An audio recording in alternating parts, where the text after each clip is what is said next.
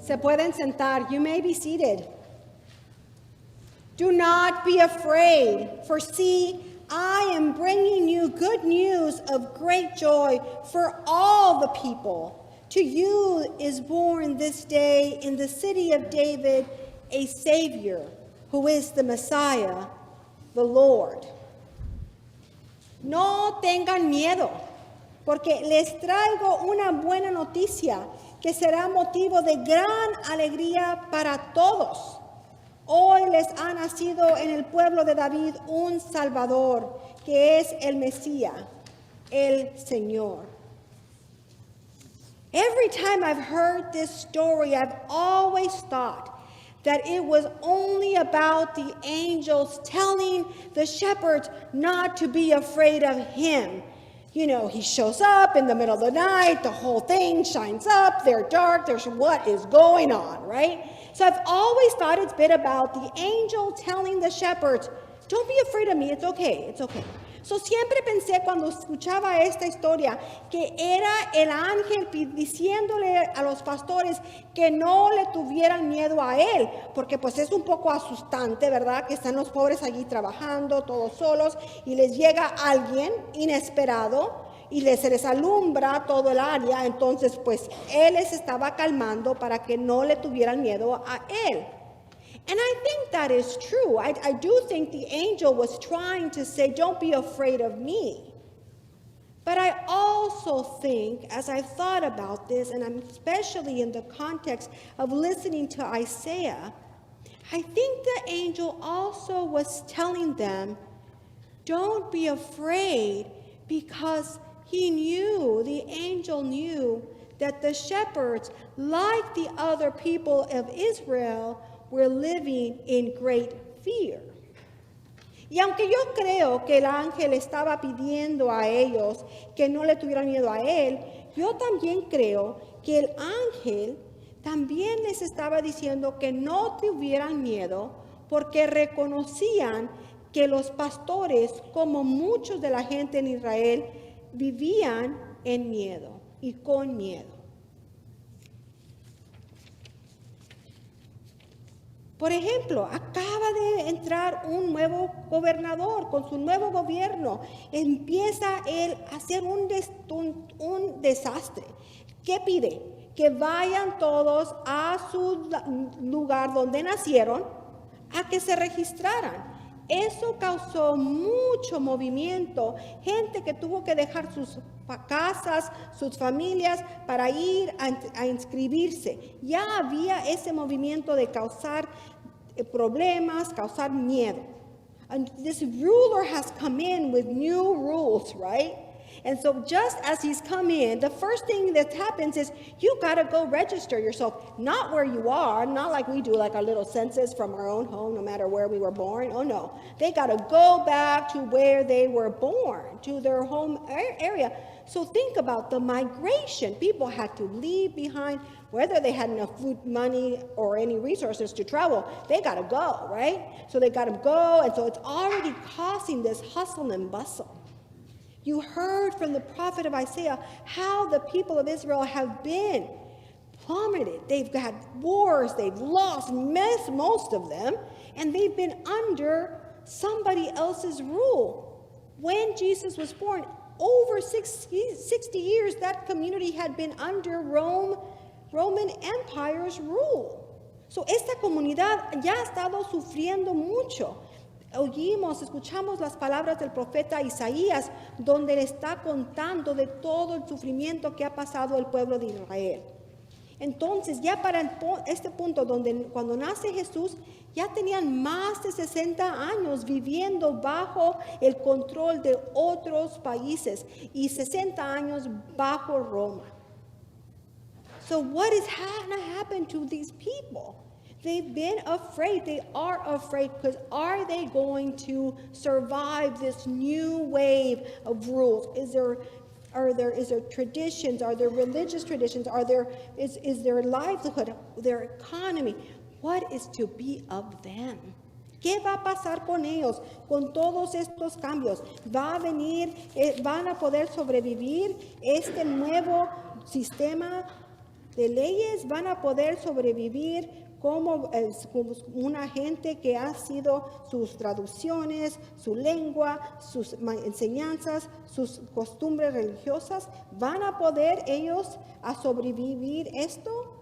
Tienen miedo, viven en miedo. So these people have been living under fear. But it is in this context, it is in this time where they hear the good news. This is when the angel comes to them and tells them that God's promise has been fulfilled. Because you see, these people of Israel, they have been holding on to the promise that a Messiah would come. A Messiah would come and liberate them. Esta gente escucha este mensaje del ángel, de las buenas nuevas, en este contexto, porque ellos estaban esperando unas buenas noticias. Ellos estaban esperando su Mesías. But they had been waiting for so long. They weren't even sure it was really going to happen. Is God really going to keep his promise? ¿Va de veras Dios a cumplir sus promesas? And here the angel breaks in and says to them, wait no more. No tienen que esperar más, porque la promesa que Dios les hizo, la promesa esa la va a cumplir. Do not be afraid, because a Savior who is the Messiah, the Lord, has been born today. No tengan miedo, porque hoy en este día ha nacido su Salvador, su Mesías. I feel, and I certainly empathize, I think most of us, if not all of us, can empathize with the shepherds and can empathize with the people of Israel, because a lot of us are living in some kind of fear. Muchos de nosotros estamos viviendo bajo un poco de miedo y podemos relacionarnos con estos pastores. Many people are sick, and we're not sure what's going to happen next year. This weather, I don't know about you, but it's just not right. I mean, I've been in Texas my entire life, and I know hot and I know cold, but these things are just extremes, and they just keep getting rarer, harder, stronger, and just not right.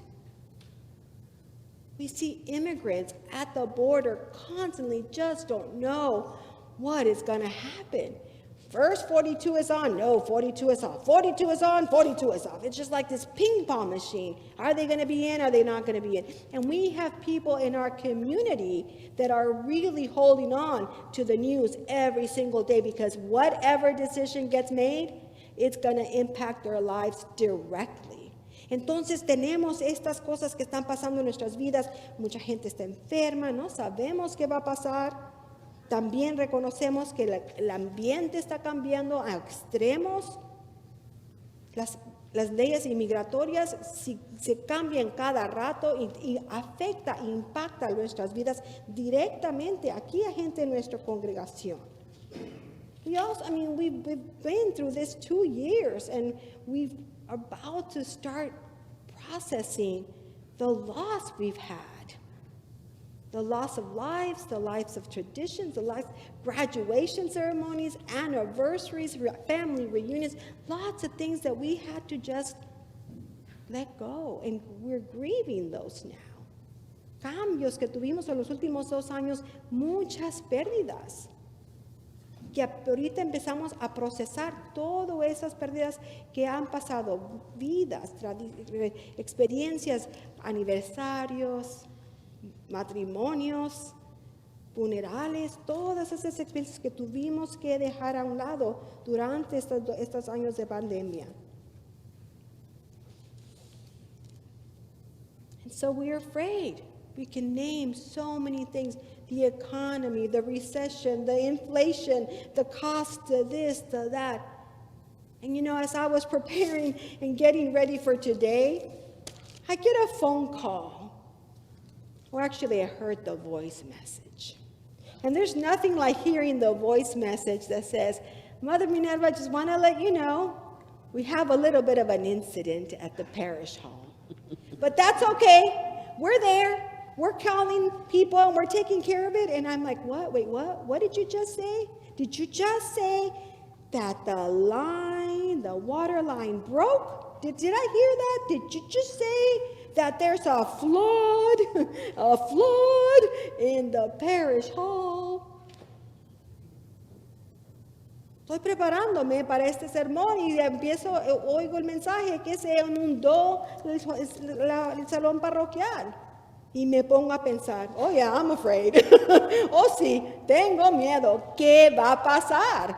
What is going to happen? We got this building that now needs to be, is it going to be all gutted? Is it partially gutted? What's it going to cost? ¿Qué nos va a costar? Can we rebuild it? Will there be enough energy, ganas, people para hacerlo? Lo vamos a poder renovar, right? Oh yeah, I am not, this is a little shaky ground for me right now.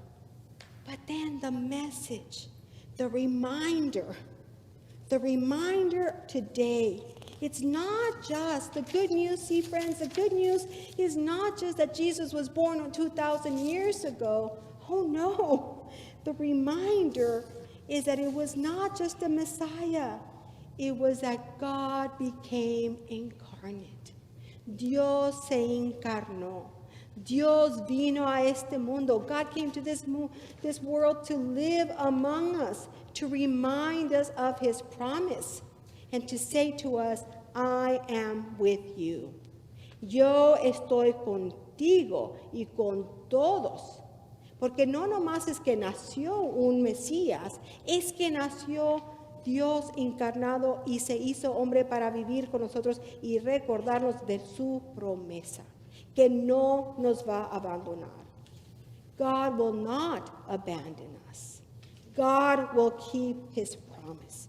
Because just as he kept his promise to the Hebrews in Egypt when he liberated them, just as he's kept his promise in the wilderness with the Israelites and gave them a land of their own, just as God kept his promise to the people of Israel to send them a Messiah by becoming incarnate and living among us, God will keep his promise to us.